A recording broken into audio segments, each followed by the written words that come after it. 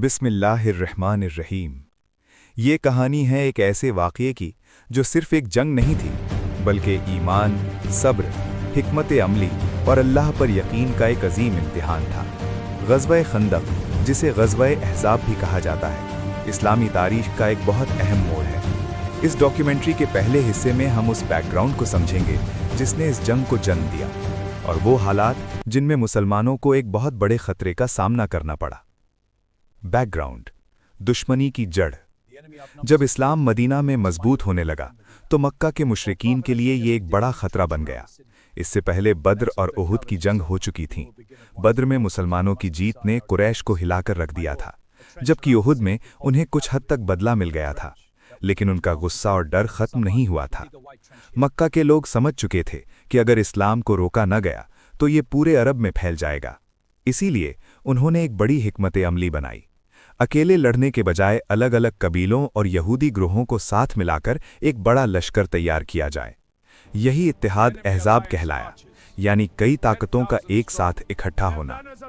यहूदियों का किरदार: मदीना के कुछ यहूदी कबीले जो पहले मुस्लिम समाज के साथ रहते थे, उनमें से कुछ ने दुश्मनी का रास्ता इख्तियार कर लिया। ख़ास तौर पर बनु नज़ीर, जिन्हें मदीना से निकाला गया था, मक्का गए और कुरैश को उकसाया कि वो रसूल अल्लाह के खिलाफ जंग करें।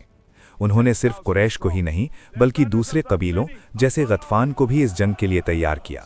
उनका मकसद सिर्फ एक था: इस्लाम को जड़ से मिटा देना। लश्कर की ताकत: इस बार जो लश्कर तैयार हुआ वो पहले की तमाम जंगों से ज़्यादा बड़ा था। तकरीबन 10,000 सिपाही इस गठबंधन का हिस्सा थे। उस ज़माने के हिसाब से ये बहुत बड़ी ताकत थी। दूसरी तरफ मदीना के मुसलमान सिर्फ करीब 3,000 थे। न सिर्फ उनकी तादाद कम थी, बल्कि उनके पास सामान और ज़रूरी चीज़ों की भी कमी थी। भूख, थकान और डर हर तरफ से उन्हें आजमा रहा था। रसूल अल्लाह की हिकमत अमली: जब रसूल अल्लाह को पता चला कि इतना बड़ा लश्कर मदीना की तरफ आ रहा है, तो आपने अपने सहाबा से मशवरा किया। इसी दौरान हज़रत सलमान फ़ारसी रज़ी अल्लाह अन्हु ने एक नई राय दी: मदीना के चारों तरफ एक खंदक यानी खाई खोदी जाए। ये तरीका अरब में बिल्कुल नया था।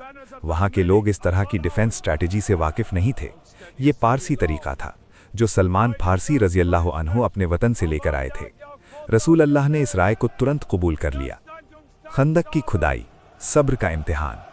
अब शुरू हुआ असली इम्तिहान, खंदक की खुदाई। मुसलमान दिन रात मेहनत कर रहे थे। ठंड का मौसम था, हवा तेज़ थी और खाने की सख्त कमी थी। कई सहाबा ने अपने पेट पर पत्थर बांध रखे थे ताकि भूख को सह सकें। खुद रसूल अल्लाह भी इस मेहनत में बराबर शामिल थे।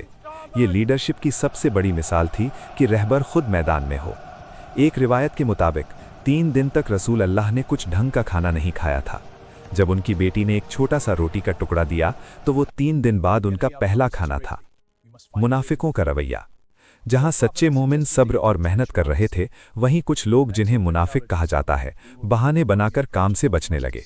वो कहते थे, हमारे घर खतरे में है या हमें जाने की इजाज़त दी जाए। उनका मकसद साफ था: मुश्किल वक्त में पीछे हट जाना। अल्लाह की मदद के इशारे: खंदक की खुदाई के दौरान एक मशहूर वाक़या हुआ। जब एक सख्त चट्टान को तोड़ना मुश्किल हो गया तो रसूल अल्लाह ने खुद औजार उठाया और उस पर वार किया। हर वार के साथ एक तेज़ रोशनी निकली। आपने बताया, पहली चमक में उन्हें फारस के महल दिखाई दिए, दूसरी में रोम के किले, तीसरी में यमन के शहर। ये आने वाली फतह की खुशखबरी थी कि इस्लाम दूर दूर तक फैलेगा। दुश्मन की आमद: आखिर वो दिन आया जब अहज़ाब का लश्कर मदीना के पास पहुंचा। उनका इरादा सीधा हमला करने का था, लेकिन जब उन्होंने खंदक देखी तो वो हैरान रह गए। उन्होंने कहा, ये ऐसी चाल है जो अरब ने पहले कभी नहीं देखी। उनका पूरा प्लान वहीं फेल हो गया। घेराबंदी की शुरुआत: अब जंग का तरीका बदल गया। सीधे हमले की जगह दुश्मन ने मदीना का घेराव कर लिया। ये घेराव करीब 20 दिन या उससे ज़्यादा चला। इस दौरान तीर चलाए गए, पत्थर फेंके गए, डर और दबाव का माहौल बनाया गया। मुसलमानों के लिए ये वक्त बेहद सख्त था। अंदर भूख और थकान, बाहर दुश्मन का खौफ। कुरान में इस हालत को यूं बयान किया गया है: दिल हलक तक आ गए थे, यानी डर इतना था कि लोगों को लग रहा था अब सब खत्म हो जाएगा। ईमान का इम्तिहान: ये सिर्फ जंग नहीं थी, बल्कि ईमान का इम्तिहान भी था। कुछ लोग कह रहे थे, अल्लाह और उसके रसूल ने हमसे वादा किया, लेकिन ये तो धोखा लग रहा है। जबकि सच्चे मोमिन कह रहे थे, ये वही है जिसका वादा किया गया था। यही फर्क था। कमज़ोर और मजबूत ईमान में। यहीं पर हम पार्ट 1 को ख़त्म करते हैं। अगले हिस्से में हम देखेंगे अम्र बिन अब्द वद का खंदक पार करना, उसका चैलेंज देना और हज़रत अली का ऐतिहासिक मुकाबला। To be